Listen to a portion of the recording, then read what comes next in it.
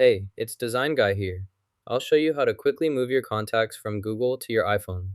To get started with importing contacts from Google to your iPhone, we first need to go to our iPhone settings, which is where we can manage all our accounts and preferences, including mail and contacts.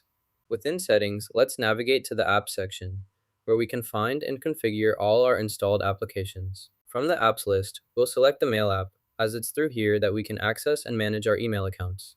Now, let's go into the Mail section and then into Mail Accounts, where all our configured email accounts are listed.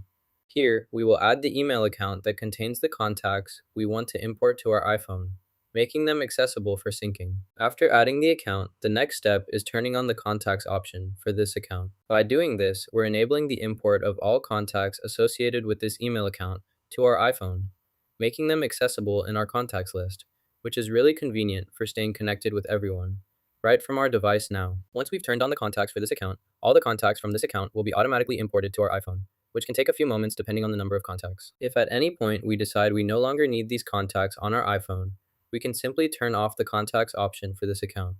Importing Google Contacts to iPhone made easy. Check the description for a special offer and subscribe for more tips.